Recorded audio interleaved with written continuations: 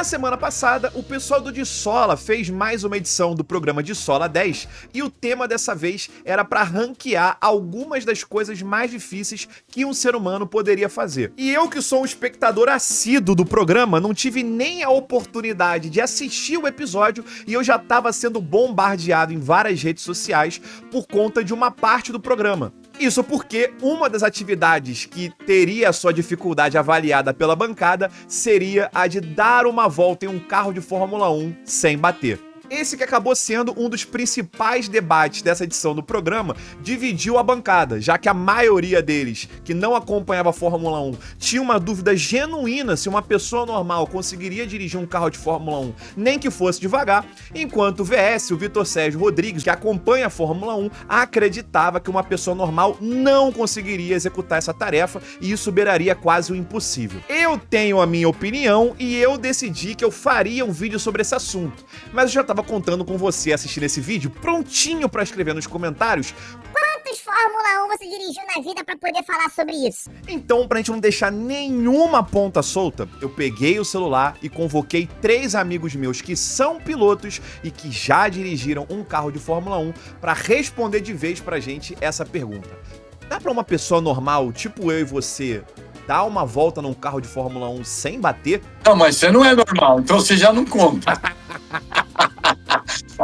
Tá bom, vamos fingir que o Lute é normal. E o meu grupo de especialistas seria formado por ninguém mais, ninguém menos que Tony Kanaan, vencedor das 500 milhas de Indianápolis em 2013 e também do Campeonato da Indy em 2004. O Tony pode nunca ter corrido na Fórmula 1, mas já testou vários carros da categoria. Ele ganhou de presente da Honda um teste na BR quando foi campeão em 2004 e também testou vários outros carros de Fórmula, incluindo a Ferrari que o Schumacher usou no campeonato de 2004, porque um dos amigos dele tinha comprado o carro da Ferrari e pediu pra ele testar. E ele pilotou a McLaren de um tal de Ayrton Senna. Você acha que ele vai saber do que ele vai estar falando. Depois nós temos Dudu Barrichello, que correu de Fórmula nos Estados Unidos, na Europa. Lá na Europa ele correu contra o Bortoleto, contra o Colapinto, contra o Rajá, correu aqui na Stock Car, correu na WEC e hoje tá na IMSA. Nunca correu na Fórmula 1, mas também já testou um carro da categoria com o seu pai e o seu irmão, inclusive. E por último, mas não menos importante, Pietro Fittipaldi, que também tem grande experiência com carros de turismo nos Estados Unidos e na Europa, correu na Fórmula Indy e foi durante muitos anos piloto de teste da Haas, onde ele testou o carro de Fórmula 1 da Haas várias vezes e ainda teve a chance de participar de 2 etapas no final do campeonato de 2020, depois que o Grosjean sofreu aquele acidente gravíssimo. Hoje em dia, inclusive, ele é piloto de teste da Cadillac, que tá chegando na categoria para esse ano. Ah, muito importante, a primeira coisa que a gente tem que tirar da equação é de que essa pessoa vai dar uma volta rápida num carro de Fórmula 1, porque tá meio óbvio para todo mundo que não só por uma questão de falta de habilidade, a parte física faz sim muita diferença e não vai permitir que uma pessoa normal dirija um carro de Fórmula 1 nem perto do limite. Para você chegar no limite do carro da Fórmula 1, primeiro você precisa ter experiência em pilotar carro de corrida. O carro de Fórmula 1 tem muita carga aerodinâmica, então o carro está grudado. Então o limite do carro é insano. Você pode frear 80 metros antes da curva, chegar a 340 por hora. E em 80 metros antes da curva, reduzir até tipo 100 km por hora. Então o limite que um piloto de corrida e um piloto de Fórmula 1 consegue colocar o carro de Fórmula 1 é muito acima do que uma pessoa, tipo, normal que não tem experiência. Além disso, a gente já vai ter que fazer uma outra concessão aqui, que é a seguinte. Essa pessoa sozinha não vai nem ligar um carro de Fórmula 1, né? Por exemplo, o mecânico tá na sua frente, você entra no carro, você tem um botão, que ele tá no P0, que é posição 0. Aí o mecânico na sua frente, ele faz assim, que é número 1. Você vai do P0 para P1. Isso liga todo o sistema eletrônico do carro. Aí ele vai do P1 para o P2 e aí você precisa acionar um botão atrás do volante que liga o motor. Bom, como a gente só quer saber se a pessoa vai conseguir pelo menos dirigir o carro por uma volta sem bater, vamos considerar que ela já tá dentro do carro e que o carro já tá ligado. E aí? Dá pra andar com o carro devagar, mas sabe qual é a parte mais difícil? É literalmente a parte saindo do box. Porque eu acho que as pessoas hoje em dia, eles não estão acostumados em pilotar um carro manual. Vamos começar por partes. Ele consegue sair do box? Consegue, mas por quê? com a embreagem na mão, ele vai estranhar, mas o carro tem o tal do anti-stall que não vai morrer nunca, então ele vai demorar, vai ficar aquela, vai cair no neutro, primeiro, mas uma hora ele vai. No Fórmula 1 só tem 2 pedais, certo? E você não consegue passar o pé por baixo da coluna hoje em dia, então você precisa frear com o pé esquerdo, certo? E geralmente as pessoas que eu convivo freiam com o pé direito na rua, certo? Então isso aí já começa que vai ser bem esquisito pra pessoa. Mas a embreagem, para você poder sair do box, é uma embreagem que ela no volante, então é uma alavanca. Então ele vai apertar a embreagem, aí ele vai engatar a primeira, né? Que ele vai pelo menos saber, porque o câmbio borboleta já alguns carros normais tem. Ele vai ver o número 1 no visor. E aí que vai ser a primeira, ele vai ter que dosar o acelerador e a mão dele, que isso, sentado num carro, é diferente de quando você tá numa moto. Então aí a pessoa vai ter que meio que usar os neurônios ali. A embreagem é na mão, Sim. certo? Então, para você sair do carro com o carro parado, você precisa ter uma finessezinha ali. Sim.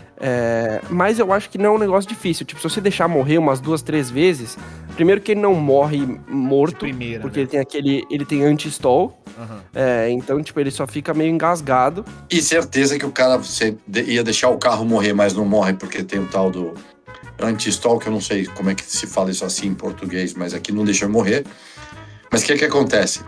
Se você soltar a embreagem e o carro for morrer, para o carro não morrer ou desligar o motor, ele volta pro neutro. Então quando você sai do box, você precisa levemente começar a soltar a embreagem e acelerar. Se você soltar demais ou não acelerar o suficiente, o carro morre.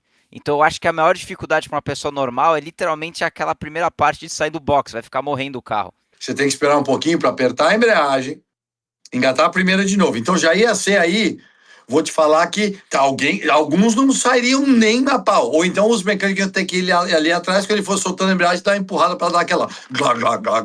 ia. É isso, Alvin. A gente já viu que até pra você poder tirar o carro do zero e sair do box já vai ser uma coisa complicada, né?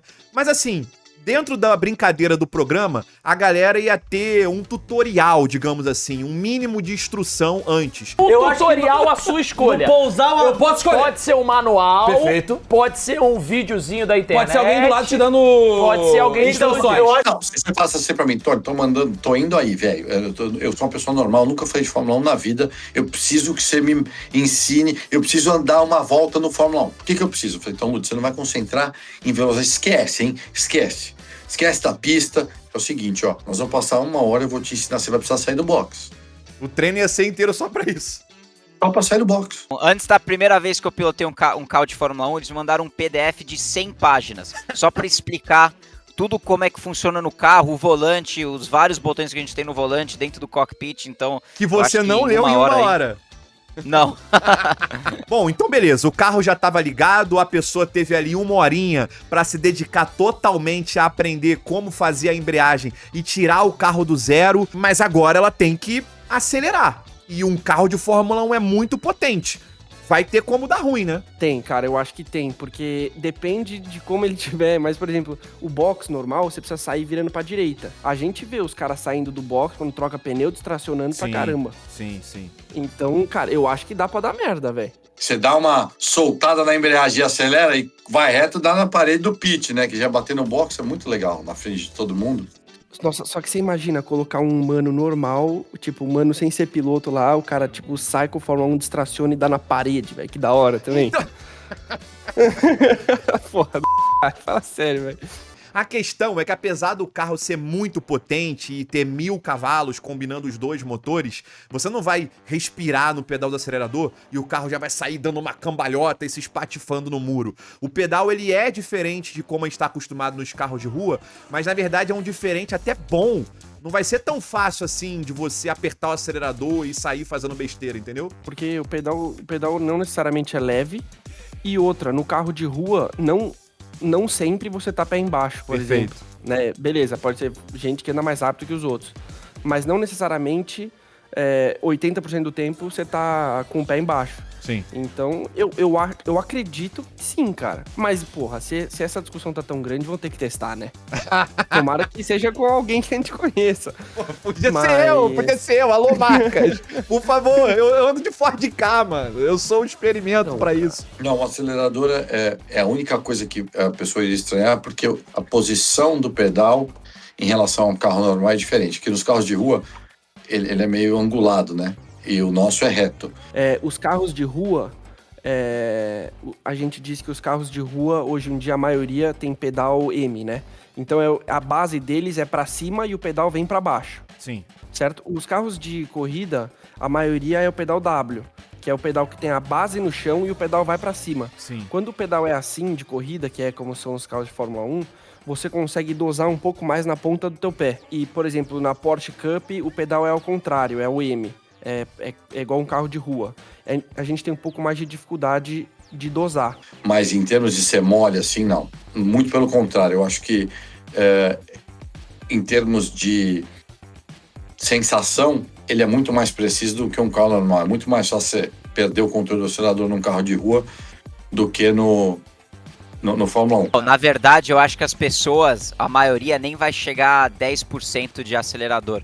Porque inicialmente, você vai ter tanto medo do carro e do barulho, que você vai estar com medo de apertar o acelerador.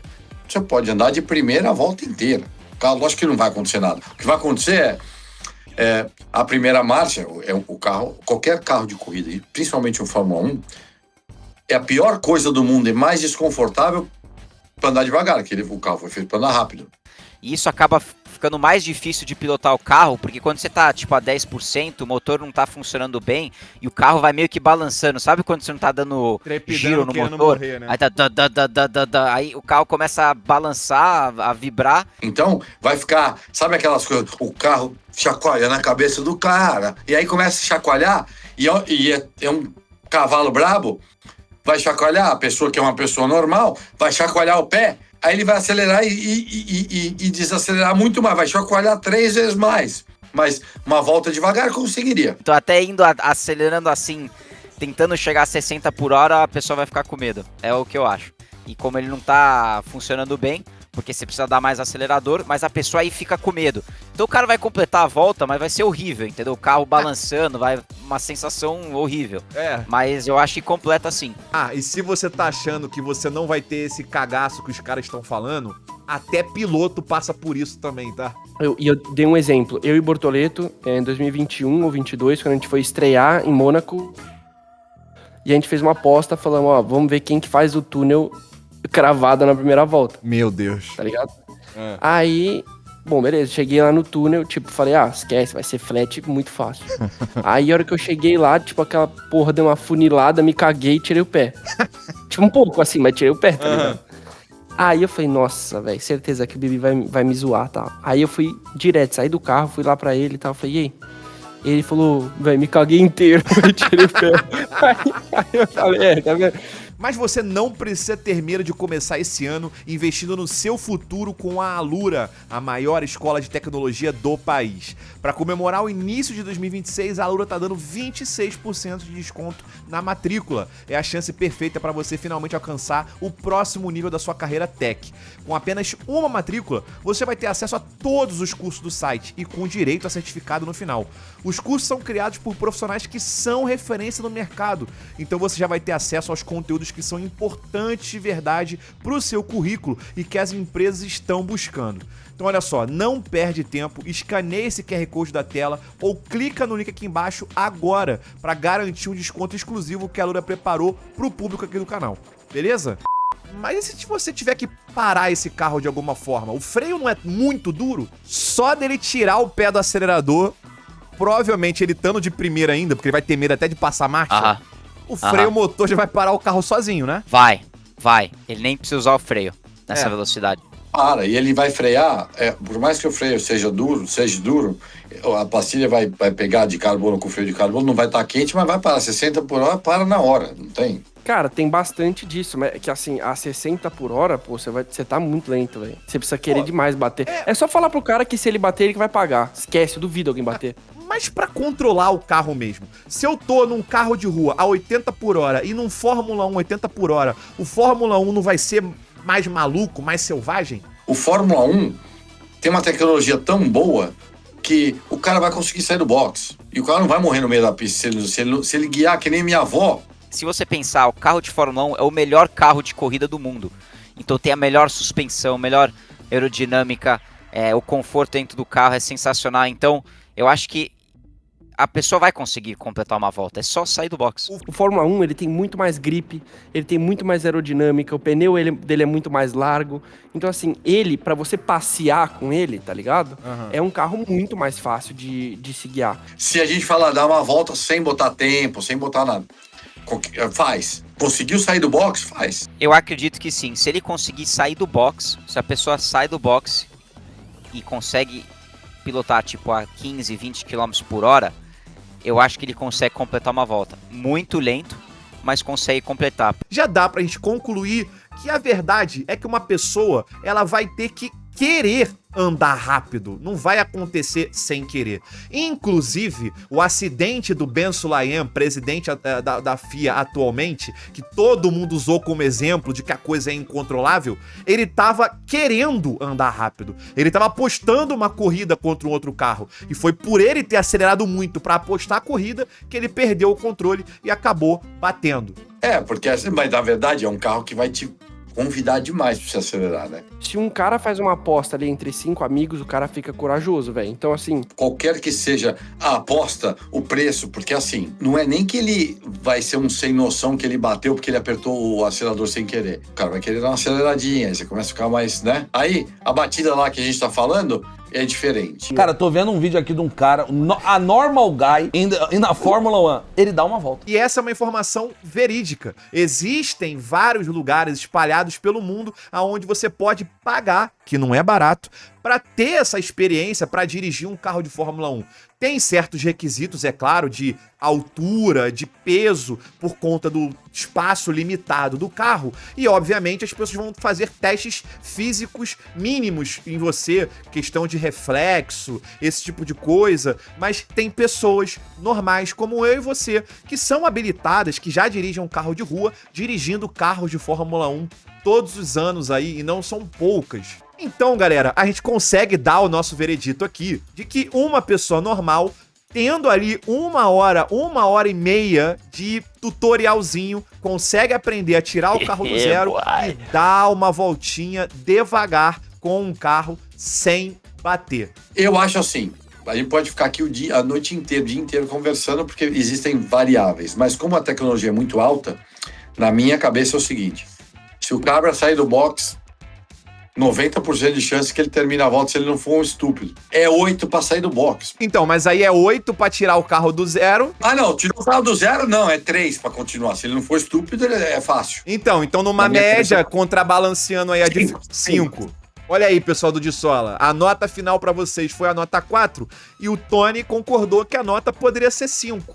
A dificuldade sendo praticamente tirar o carro do zero, porque pra guiar é tranquilo. Vocês praticamente acertaram, hein? Mas antes de terminar esse vídeo, a gente precisa saber dos nossos convidados aqui quais as expectativas deles pra esse ano, né? Por exemplo, o Dudu e o Pietro vão agora ainda esse mês correr as 24 horas de Daytona. Cara, eu tô muito animado. A gente fez o treino oficial da IMSA em novembro. A gente foi o carro da LMP2 mais rápido do grid. Vai ter 15 carros de LMP2 correndo. É a primeira vez na nossa história que eu vou estar correndo no mesmo carro que o meu irmão, o Enzo. Então, a gente... quando eu nasci, meus tios estavam correndo na Fórmula Indy, também muito na IMSA, que no passado se chamava Grand Am. Então, eu, de criança, eu assistia a eles correndo as 24 horas de Daytona. É o que me deu a paixão pelo automobilismo. Que eu ia lá, eu morava em Miami, a gente ia pra Daytona, eu assistia a corrida, eu ficava no motorhome dos meus tios, acordado a noite inteira vendo os carros, assistindo a corrida deles. E isso é que me deu a paixão. E pro Enzo também. Então, pra gente realmente é um sonho muito grande estar correndo junto pela primeira vez numa corrida que nos deu a paixão pelo automobilismo. Então, eu realmente acredito que tem uma chance boa de ganhar a corrida, hein? Então, se Deus quiser, vai dar certo. Não, as expectativas são altas, cara. A gente tá numa equipe boa, num esquema bom. Amanhã, na verdade, eu falei pra você, né? Amanhã eu me mudo pros Estados Unidos. Sim. E vou estar lá, vida nova, equipe nova, enfim, minhas coisas novas. E o ano passado eu tava lá, em Daytona também, assistindo, imaginando se um dia eu ia conseguir estar lá ou não. Então, porra, vai ser uma puta realização pra mim poder estar lá. Meu pai vai comigo, e então vai ser top. Espero que vocês curtam aí. Vamos tentar fazer uns vlogzinhos, uns negócios aí pra Top. mostrar uns bastidores e é isso aí. Bora que isso. bora. E o Tony, que apesar de não pilotar mais, não se afastou das pistas. Agora ele trabalha nos bastidores e já desde o ano passado é chefe de equipe da McLaren lá na Fórmula Indy nos Estados Unidos. Todo ano vai ser sempre um ano mais difícil, porque você está sempre tentando elevar a equipe. E aí vem a equipe e ganha o Campeonato Mundial de Construtores e de Pilotos na Fórmula 1. Então, já elevou o nível de pressão na empresa inteira, não é só na Fórmula 1, né? Construímos a sede nova, a gente comprou, na verdade, o prédio antigo da Andretti, que, por ironia do destino, foi a oficina o prédio que eu fui contratado na época e mandado embora. Quando eu saí daquela porta lá, Lud, eu falei, nunca mais ponho o pé aqui. Nunca diga nunca, né? Eu não tinha a mínima, eu nem imaginava que eu ia virar o team principal, que ia tocar essa equipe há um ano atrás, quando isso aconteceu. O problema agora, a batata vai assar pro meu lado, porque agora a gente não tem mais desculpa, você entendeu, Lud? Então, assim, quando eu tiver que responder, ou, né, a gente sabe bem, dentro do automobilismo, você só é bom por causa dos seus resultados. A gente tá brigando com Penske, Ganassi, é gente que tem tudo já e que estão ganhando corrida há 20 anos, 30 anos. A gente é uma equipe nova, mas é McLaren, então ninguém quer saber. É McLaren, pensam que o quê? É papai e a gente imprime dinheiro todo dia. E algumas peças na Indy que a gente faz, a gente não tinha as máquinas porque... Não é porque não tem dinheiro, não tinha espaço. Aí você tem que terceirizar.